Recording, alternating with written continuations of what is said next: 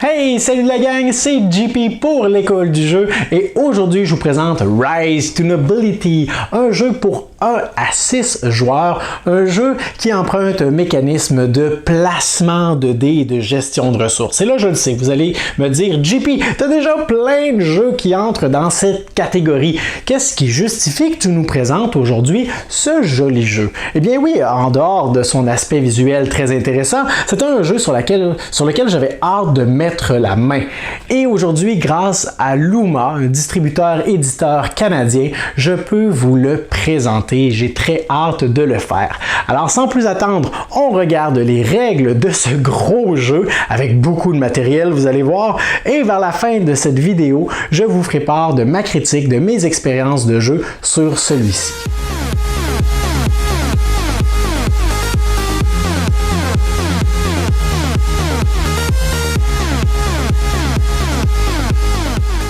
Comme vous pouvez le constater, Rise to Nobility est un jeu qui prend de la place, un gros jeu, et là vous voyez seulement qu'une partie des composantes. Alors je vous épargne tous les détails de la mise en place, mais je vais quand même vous pointer quelques éléments importants.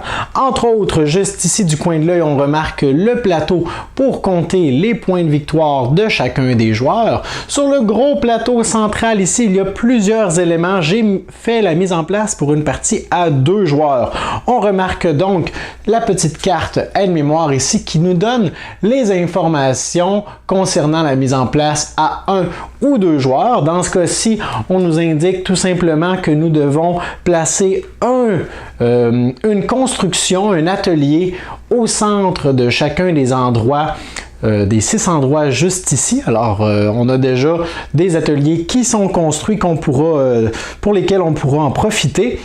Et la petite carte nous indique certaines règles particulières, comme par exemple dans le cas d'une partie à 2 joueurs, aussitôt que quelqu'un vient activer avec son dé l'un de ses emplacements, eh bien le lieu est bloqué, un autre joueur ne peut pas venir faire quoi que ce soit. Autour du plateau central, on remarque juste ici les cartes colons qui seront en fait les nouveaux arrivants qu'on pourra accueillir dans notre colonie, les 5 différentes ressources qu'il est possible de récupérer.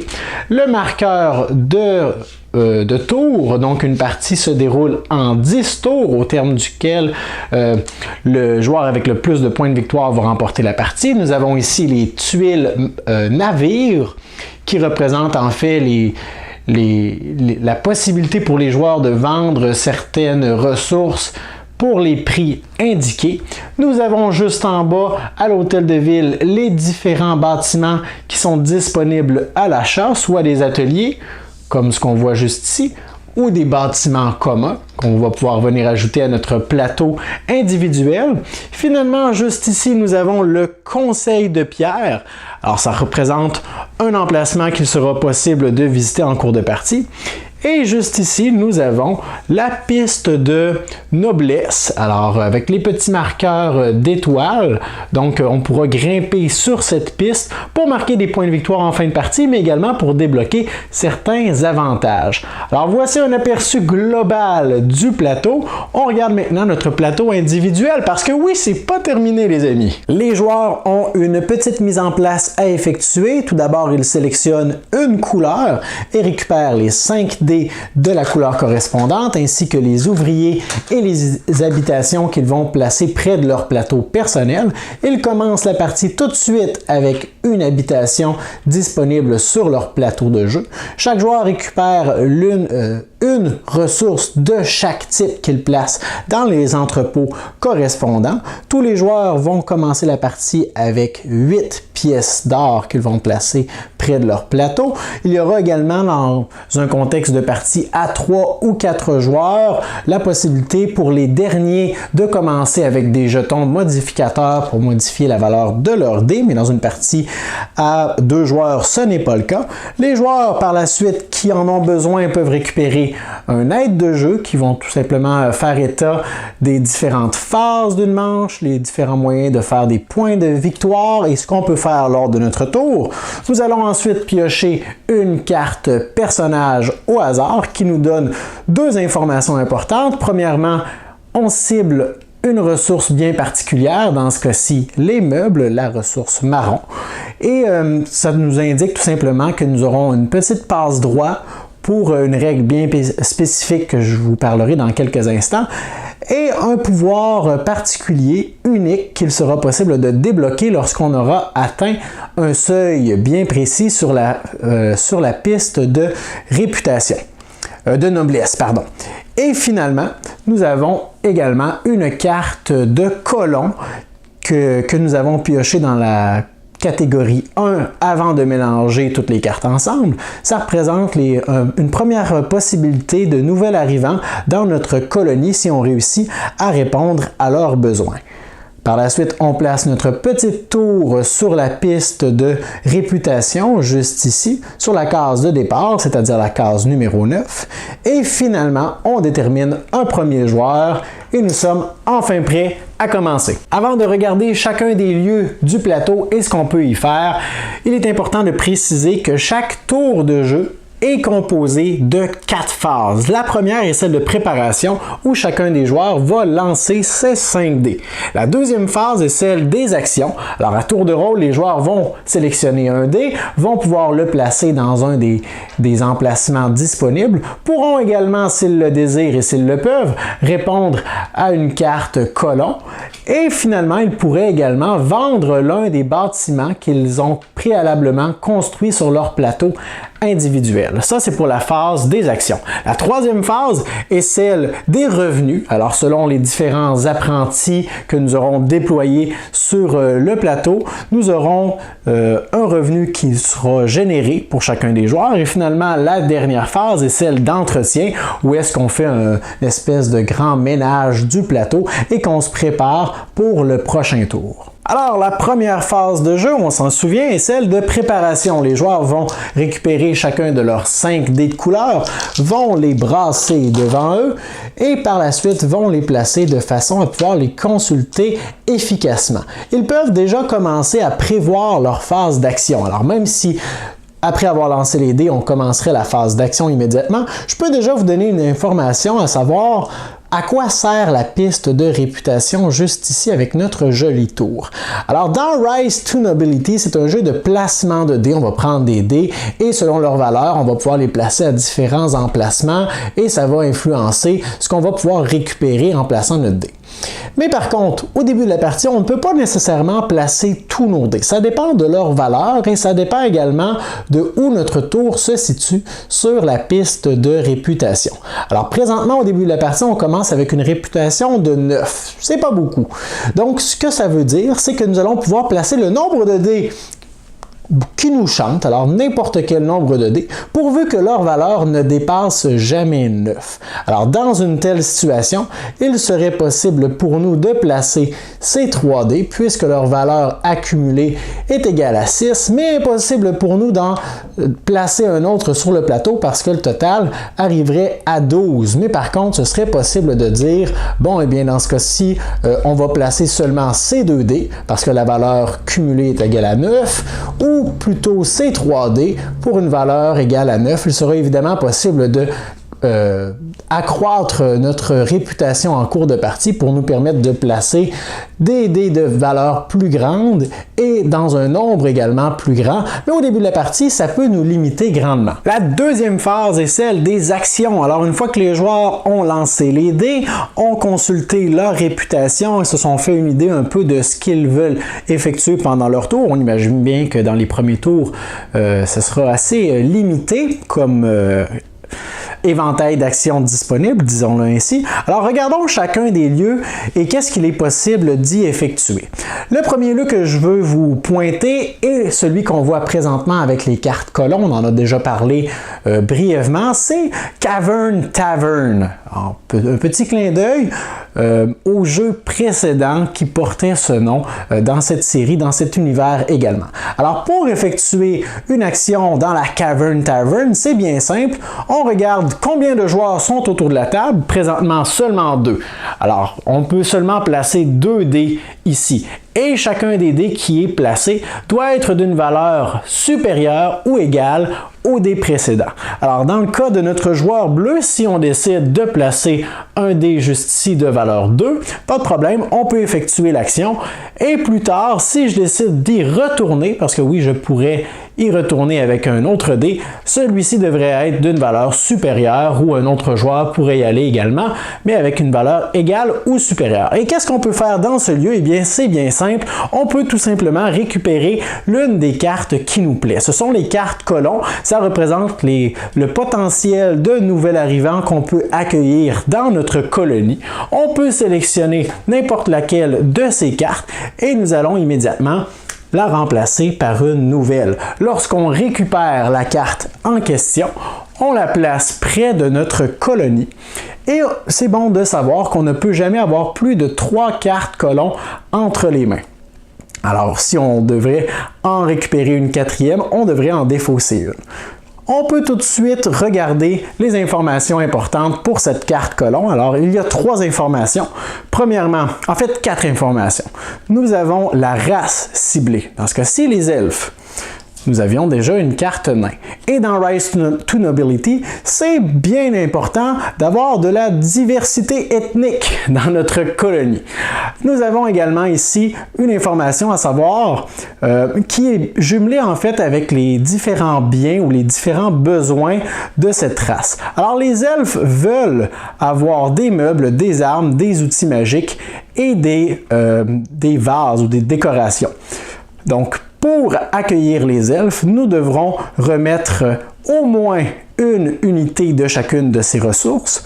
Mais en fait, ici, nous avons une information supplémentaire. Le minimum de ressources qu'on devra donner est de 8 et le maximum est de 12. Alors, ce serait possible pour nous de remettre, par exemple, 3 meubles, 3 armes, un objet magique et un vase pour un total de 8.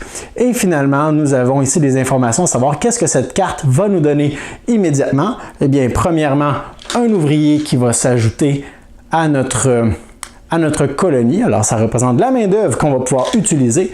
Et 2 avancements sur la piste de noblesse qui était juste sur le coin du plateau par là-bas. Mais bien évidemment, pour l'instant, on n'a pas encore accueilli les elfes dans notre colonie, on a simplement récupéré la carte. Le deuxième lieu dont je vous parle est le chantier. Alors, on reste dans les mêmes règles que mentionnées précédemment. On regarde le nombre de joueurs, dans ce cas-ci 2. Le premier joueur à venir ici peut placer un dé de la valeur qu'il le désire. En faisant ça, il peut faire l'action, c'est-à-dire qu'il va pouvoir remettre une pièce de 5 pièces d'or à la banque pour récupérer une habitation.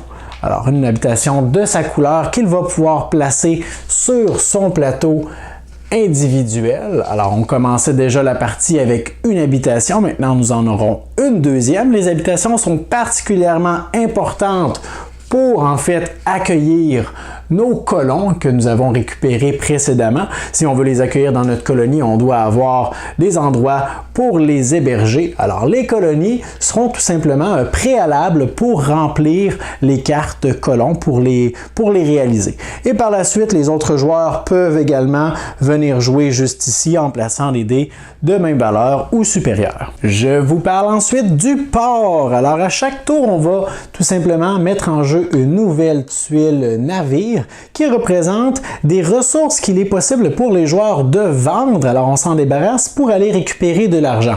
Et croyez-moi, au début de la partie, vous aurez besoin, cruellement besoin de pièces d'or. Alors, parfois, ces ressources sont très utiles pour nous, mais ça représente également une façon de faire de l'argent rapide. Alors, en plaçant un dé au port, tout dépendant de sa valeur, si je place un 4, par exemple, ça représente le nombre de ressources que je peux vendre selon ce qui est demandé ici. Alors, je consulte mon inventaire et je peux par exemple décider de vendre 2 meubles, puisqu'on a 2 emplacements disponibles juste ici, une arme et pourquoi pas, tiens, un bouquin.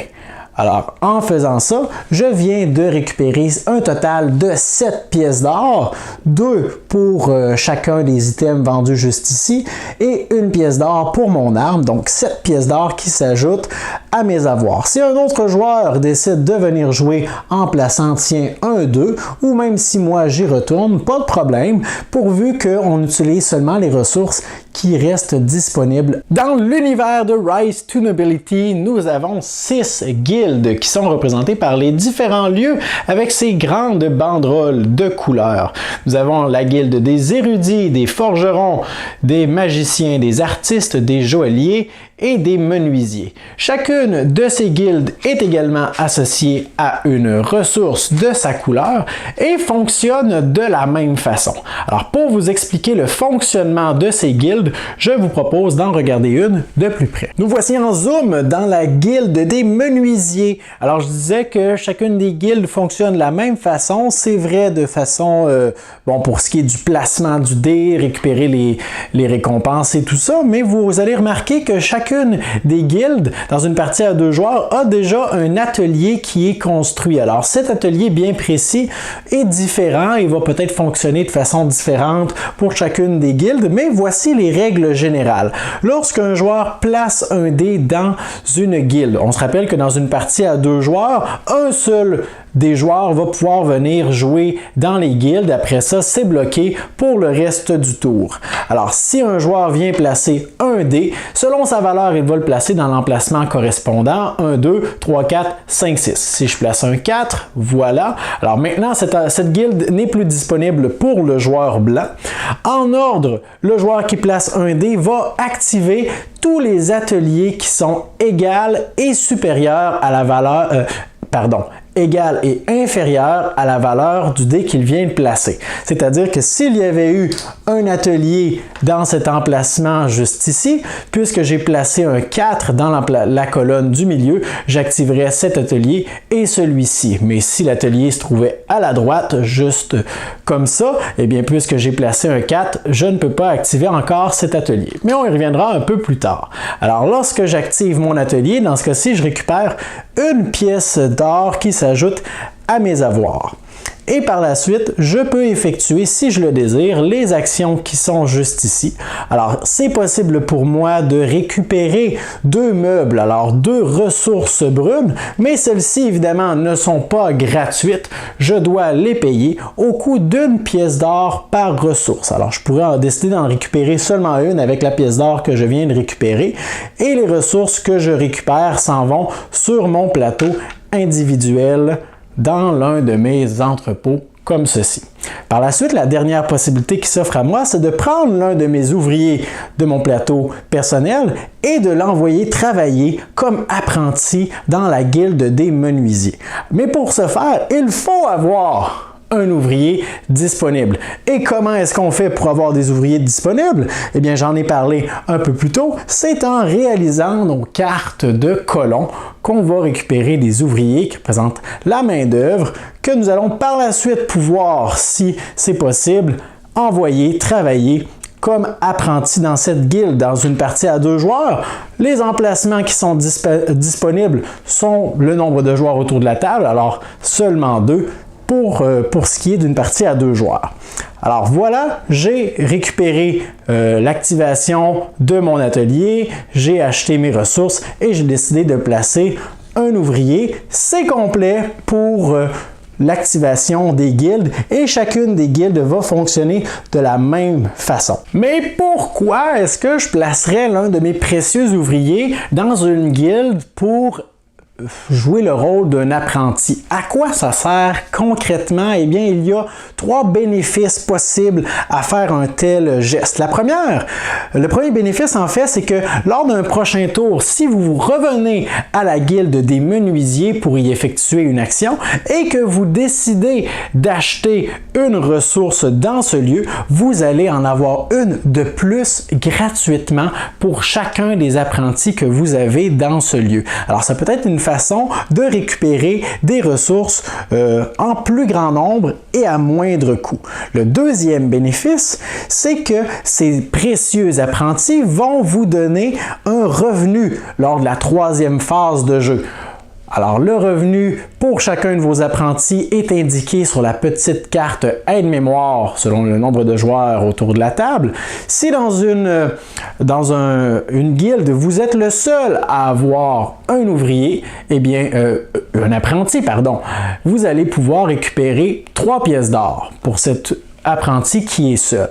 Si vous en avez 2, En fait, s'il y en a 2 qui sont dans la guilde, chacun de ces apprentis va donner à son propriétaire 2 pièces d'or. Alors, imaginons que le joueur blanc et le joueur bleu aient placé chacun un apprenti dans cette guilde. Impossible pour nous d'aller en placer davantage parce que le maximum est présentement atteint. Le joueur bleu et le joueur blanc récupéreraient tous les deux 2 pièces d'or. Mais advenant le cas où c'est le joueur bleu qui a réussi à placer 2 apprentis dans cette guilde, oh, le petit vlimeux. Eh bien, on consulte encore la carte. Nous avons 2 apprentis au total et chacun de ces apprentis rapporte 2 pièces d'or, donc un total de 4 pièces d'or pour le joueur bleu. Et ce n'est pas tout, parce que le 3e bénéfice, eh bien, c'est qu'aussitôt que vous avez des apprentis dans la guilde, à partir de maintenant, vous allez pouvoir utiliser l'hôtel de ville pour construire également vos propres ateliers dans cette guilde. Alors, comment ça fonctionne? Je vous l'explique immédiatement. L'hôtel de ville est un autre lieu qu'il est possible de visiter. Pour ce qui est des règles de placement, eh bien, n'importe qui peut venir jouer ici. Et selon la valeur du dé que vous allez placer, vous aurez un coût à payer, dans ce cas-ci 9 pièces d'argent, alors bonne chance, ainsi qu'une tuile atelier bien précise à placer sur le plateau. Plus votre dé sera de valeur supérieure, plus le coût sera restreint. Pour ce qui est de jouer à l'hôtel de ville, il y a 3 conditions à respecter. Bien, premièrement, comme je l'ai dit, la valeur doit correspondre à l'endroit où on le place. Par la suite, on doit être en mesure de payer le coût qui est indiqué. Et finalement, nous devons avoir des précieux apprentis dans la guilde qui est ciblée. Dans ce cas-ci, la guilde des menuisiers. Si ces 3 conditions sont respectées, nous allons pouvoir placer la tuile. De retour dans la guilde des menuisiers, on remarque qu'effectivement, nous avons des apprentis qui sont disponibles. Donc, on peut placer notre atelier dans l'un des emplacements qui sont disponibles. La règle pour le placement, c'est qu'on doit toujours combler les emplacements libres de la gauche vers la droite. Alors, on n'a pas le choix, on doit placer notre bâtiment, notre atelier juste ici et on doit également y placer l'un de nos apprentis dessus. Alors, cet apprenti vient de quitter la zone, il y a donc un nouvel emplacement qui est disponible et il ne nous donnera plus les avantages que les apprentis nous donnent parce qu'à présent, il a eu une augmentation, il est maintenant un maître de guilde.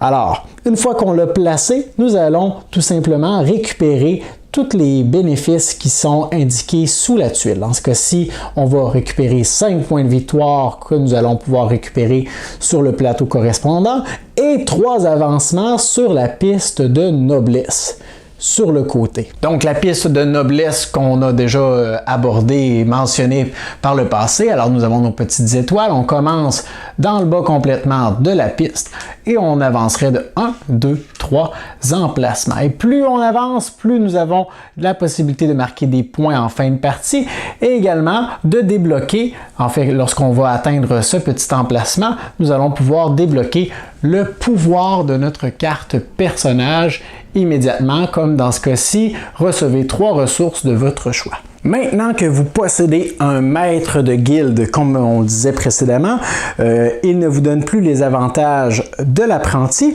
mais maintenant, à chaque phase de revenu, il va vous donner une ressource gratuite correspondante à la guilde où vous l'avez placée. Alors, à chaque phase revenu, maintenant, nous allons récupérer un meuble gratuit et en plus, lorsque d'autres joueurs vont venir jouer dans cette guilde, ils vont activer les ateliers comme ils le feraient normalement, mais puisque cet atelier vous appartient, vous allez toucher la récompense qui est juste en haut ici, dans ce cas-ci, 1 pièce d'or. Mais dans le contexte d'une partie à 2 joueurs, nous allons récupérer 2 fois la récompense qui est illustrée en haut. Donc pour chaque activation d'un autre joueur et non pas de nous-mêmes, on récupérerait 2 pièces d'or. La plupart des bâtiments qui vont être disponibles à l'Hôtel de Ville représentent des ateliers et vont donc être régis selon les règles qu'on vient d'expliquer. Mais il existe également ces drôles de petites constructions qu'on appelle les bâtiments collectifs. Ces bâtiments collectifs ne sont pas mis en place sur le plateau central, vont plutôt être placés sur votre plateau individuel. On pourra les récupérer de la même façon que les ateliers normaux, donc en plaçant des dés à l'Hôtel de Ville, en payant le coût correspondant, et par la suite, on peut venir le placer sur notre plateau personnel seulement si nous avons un ouvrier qui est disponible pour diriger ce lieu. Et vous pouvez placer votre bâtiment collectif sur n'importe quel des 3 emplacements disponibles. Dans chacun des cas, vous allez récupérer 2 avancements sur la piste de noblesse ainsi que 5 points de victoire. Mais ce qui est important de garder en tête, c'est que vous aurez également à chaque phase revenu, le bénéfice qui est indiqué juste en haut. Dans ce cas-ci, une pièce d'or. Dans ce cas-ci, un avancement sur la piste de réputation pour venir un peu augmenter la valeur maximum des dés qu'on peut utiliser pendant notre tour. Et ici, un jeton modificateur. Pour chaque jeton modificateur utilisé, on peut modifier la valeur de notre dé de plus ou moins 1. Mais à quoi servent ces bâtiments collectifs? Outre les points, les petits avantages comme ceci qu'on peut récupérer, eh bien, c'est qu'à partir de maintenant, à chaque fois que vous allez accueillir des nouveaux arrivants dans votre colonie, ceux-ci vont vous donner des points de victoire selon les ressources que vous allez leur remettre. On va en parler dans quelques instants. Mais pour chaque bâtiment collectif que vous avez, vous allez toucher un point supplémentaire à chaque fois qu'un colon débarque dans votre colonie. Pour l'instant, on est encore dans la deuxième phase, la phase des actions. Et ce que je vous montre depuis tantôt sur le plateau principal, ce sont les actions qu'on peut faire en plaçant des dés. Mais si vous avez une bonne mémoire, j'ai mentionné au début de cette vidéo qu'à notre tour, il y a 3 possibles actions qu'on peut faire. Placer un dé, ce qu'on parle depuis tout à l'heure. Il est possible de vendre des bâtiments collectifs qu'on a placés préalablement. Alors, si on vend un bâtiment, on l'enlève de la partie tout simplement, on va gagner 3 pièces d'or, on perd les 5 points de victoire que nous avions cumulés précédemment, on replace notre ouvrier dans la zone et on défausse donc le bâtiment collectif. Mais une autre action qu'il est possible de faire, en plus de tout ça, c'est évidemment de remplir une carte colon. Alors, on en a déjà parlé un peu précédemment, et maintenant, on va l'officialiser. Alors, comment on fait? Eh bien, on doit avoir les ressources qui sont indiquées en bas. On doit au moins pouvoir en donner une de chaque type. Donc, voilà. Et ensuite, on doit respecter en fait le minimum et le maximum de la demande. Alors, je peux par la suite combler le manque pour me rendre jusqu'à un minimum de 8 avec les ressources qui sont ici. Alors, je pourrais par exemple décider de donner 2 vases supplémentaires, des meubles. Alors présentement, on est à 8. Je pourrais décider d'arrêter cela et de marquer les points de victoire et accueillir les elfes chez moi. Vous devez savoir qu'on ne peut jamais donner plus de 3 ressources d'un seul type lorsqu'on répond aux cartes colons. Sauf si votre personnage a une ressource qui est demandée, indiquée sur sa carte. Alors, nous avons dans ce cas-ci une petite passe-droit. Alors, on pourra dans ce cas-ci donner une quatrième unité de meubles et ainsi dépasser le seuil maximum habituel. Alors présentement, si je décide de remettre ceci aux elfes, donc dans ce cas-ci, ce serait impossible pour moi de leur remettre ce 4e vase, eh bien, je dois tout d'abord compter combien de ressources totales est-ce que je remets aux elfes, dans ce cas-ci 9. Je vais toucher 9 points de victoire immédiatement. Je défausse chacune de ces ressources à la banque. Et finalement, pour avoir fait ça, je dois également avoir une habitation disponible. Alors, je prends mon habitation, je la mets dans n'importe quel des emplacements qui sont libres et je vais maintenant toucher la récompense qui est là, c'est-à-dire un ouvrier supplémentaire qui s'ajoute à ma zone et 2 avancements sur la piste de noblesse. Cette carte est mise de côté, face cachée ou n'importe où, parce qu'il y aura certaines conditions qui pourront affecter ces cartes-ci, entre autres le conseil de pierre, dont on va parler dans quelques instants, qui va vous demander de consulter les différentes races habitant dans votre colonie. Parlant du conseil de pierre, voici le lieu qu'on peut visiter sur le plateau. Alors, parce que oui, il y a d'autres lieux qu'on peut visiter, évidemment, sur le plateau. Donc, si on désire y placer un dé, on doit considérer 3 conditions essentielles. Premièrement, les rangées qui sont juste ici, selon la valeur du dé, 1, 2, 3, 4, 5, 6. Puis, la colonne correspondant aux représentants de l'une des 6 races dans ce jeu, les humains, les nains, les elfes, les semi-hommes, les trobites et les elfes marins. Et finalement, donc, si je décide de placer mon dé de valeur 3 dans la colonne des elfes, dans la rangée correspondant à sa valeur, je dois préalablement avoir accueilli dans ma colonie une carte correspondant à cette race. Donc, aux elfes, à distinguer des cartes qui me sont encore dans les mains que je n'ai pas encore accueillies dans ma colonie. Donc, je peux placer mon dé dans la rangée, dans la colonne correspondante. Et la troisième condition, eh bien, c'est que la tuile sur laquelle je vais placer mon dé a un petit bouclier indiqué juste ici. Je vais essayer de vous le montrer. Ce bouclier représente un emplacement bien précis sur la piste de noblesse. Alors, il y a le bouclier ou le cristal magenta qui est un peu plus bas et le bouclier argenté qui est beaucoup plus haut. Alors, je dois avoir atteint ce seuil pour pouvoir placer mon dé à cet emplacement. Si ces 3 conditions sont respectées, je peux alors récupérer la tuile. Mais ce n'est pas tout, hein? Alors, on a d'autres choses à payer. Je vais devoir payer les ressources qui sont indiquées sur cette tuile. Dans ce cas-ci, 2 vases, 2 bouquins et 3 pièces d'or. Ça va me donner la possibilité de faire 6 points de victoire immédiatement. Je vais garder la tuile. Un peu plus tard, nous en placerons de nouvelles.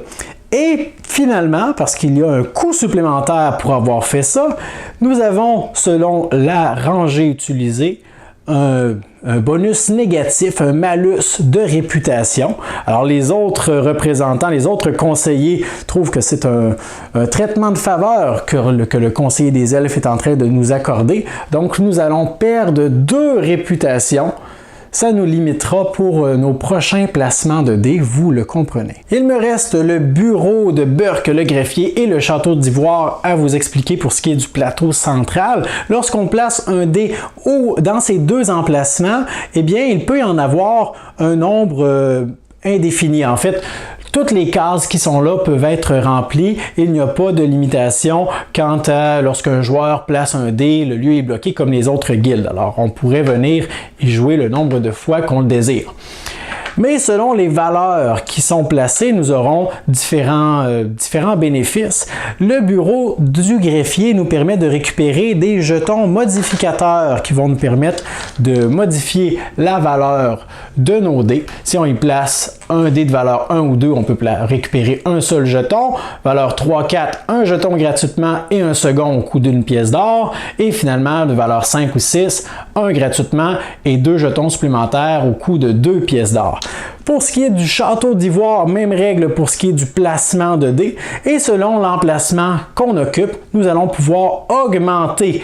Parce que oui, on se demandait comment on allait pouvoir effectuer de tels exploits avec aussi peu de dés. Si on place par exemple un dé de valeur 6 juste ici, nous allons pouvoir augmenter notre réputation de 3. Alors, ça vient de nous donner un peu plus de chance pour les prochains tours de cette façon. Au bureau de Burke, il est également possible, au désir du joueur, donc c'est facultatif, de défausser toutes les cartes qui composent le lieu de la Cavern Tavern, les cartes colons, alors pour en disposer 6 nouvelles, ou de défausser toutes les cartes qui sont en fait les tuiles de bâtiments qui se trouvent à l'hôtel de ville pour en placer de nouvelles encore une fois. Imaginons que vous n'ayez plus besoin de cet apprenti dans la guilde des menuisiers et que vous voudriez peut-être l'utiliser ailleurs dans le jeu, eh bien, il est possible d'utiliser le dernier emplacement sur votre plateau individuel en plaçant un dé de valeur 5 ou 6 pour rapatrier n'importe quel apprenti et non pas chef de guilde dans votre zone ouvrier. Il sera maintenant disponible pour être attentif à vos nouveaux ordres. Et on continue comme ça à placer des dés jusqu'à ce que les joueurs ne puissent plus en placer parce qu'ils aient atteint la limite de leur piste réputation. Une fois que la deuxième phase que je viens d'expliquer, c'était la phase des actions. Une fois que ça c'est terminé, on enclenche maintenant la phase des revenus. Alors on en a déjà parlé, tous les joueurs vont recevoir des pièces d'or grâce aux apprentis qu'ils ont déployés un peu partout sur le plateau. Ils vont également recevoir des ressources grâce aux ateliers qui leur appartiennent et finalement, ils vont peut-être recevoir des avantages selon les bâtiments collectifs qu'ils auraient placés sur leur plateau personnel. Une fois que la phase de revenus est terminée, on passe à la phase d'entretien. Les joueurs vont récupérer leurs dés qu'ils ont placés sur le plateau. Alors tout le monde récupère ses dés.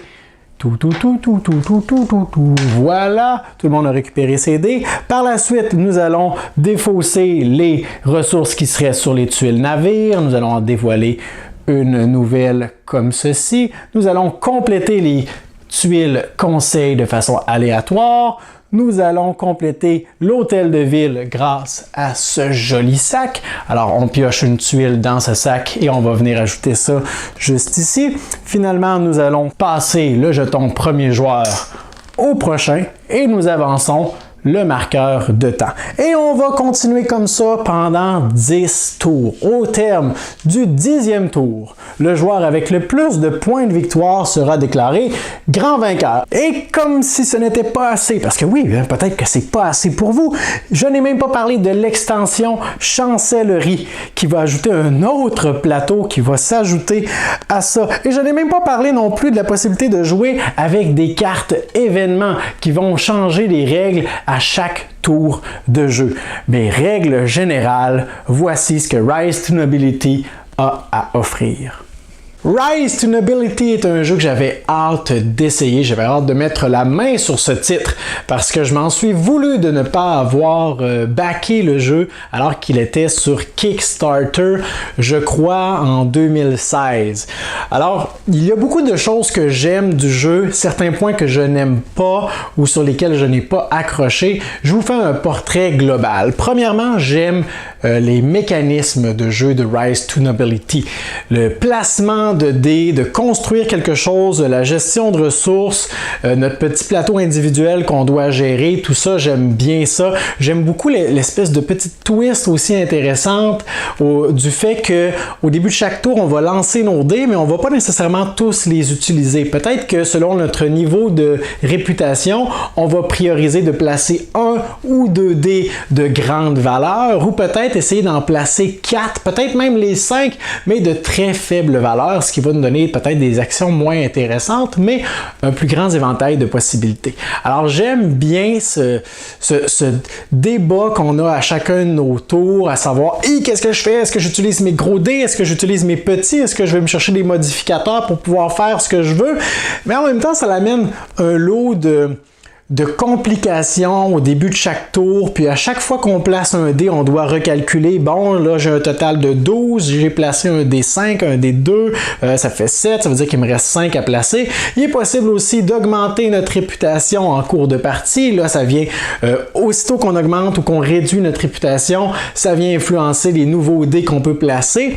Alors je trouve ça original, c'est bien, mais ça emmène son lot de complications. Sinon, le jeu est magnifique. L'univers du jeu, les cartes, le plateau individuel, toutes les composantes. Si vous avez vu ma présentation du jeu, mon déballage de ce jeu-là, je le disais dès le départ, les composantes sont incroyables. Et ça, c'est la version qui est disponible en magasin. Là. La version Deluxe qui était disponible sur Kickstarter est encore plus incroyable avec des ressources des taillées, donc avec la forme des ressources qu'elle représente au lieu d'être des simples cubes. Les dés étaient également de qualité supérieure. Il y avait quelques petits éléments éléments comme ça. Alors côté visuel, incroyable, en plus avec des plateaux réversibles pour jouer le jour ou la nuit, c'est vraiment très bien.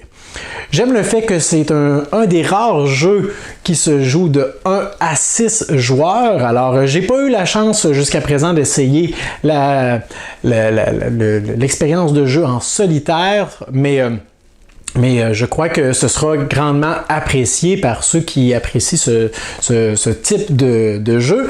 Je crois que je ne jouerai jamais à Rise to Nobility à 4 joueurs et plus parce que, et là je commence à me diriger vers les points un peu plus négatifs, c'est un jeu qui est long.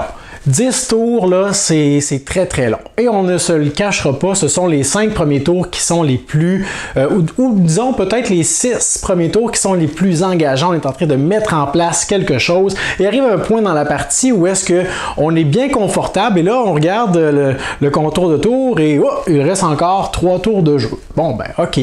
Alors c'est très long. À 2 joueurs, c'est bien, là, ça passe vite. À 3, j'ai l'impression que ça doit commencer à être long un peu. 4, 5 ou 6, là, moi, j'embarquerai jamais dans cette aventure, dans ce défi-là. C'est pas un point si négatif que ça. Je veux dire, si vous avez l'intention de vous asseoir pendant 3 heures pour jouer une partie à 5 joueurs, c'est faisable. Il y a d'autres jeux de durée semblable qui existent, alors pourquoi pas. Sinon, pour ce qui est des points positifs, j'aime beaucoup le casse-tête de ce jeu-là. Parce qu'on sait exactement ce qu'on veut faire, mais c'est le genre de jeu où est-ce que tu te dis, bon, ok, à mon tour, là, il ne faut pas que j'oublie, je vais réaliser ma carte colon parce que j'ai les ressources déjà disponibles devant moi. Alors là, tu arrives pour jouer ton tour, tu places un dé, puis là, avant que ça soit au prochain tour, tu dis, bon, ben, je vais réaliser ma carte colon, tu la mets en jeu, tu comptes tes ressources, ça va bien, mais, oh non, tu avais oublié que pour jouer une carte ressource, il te fallait avoir un petit atelier, pas un entrepôt, là, mais une habitation. Alors ça, c'est impossible parce que tu n'as pas été chercher une habitation au chantier au coût de 5 pièces d'or. Puis là, tu te rends compte que, oh, mais tu peux pas le faire non plus pendant ton tour parce qu'il te manque 2 pièces d'or.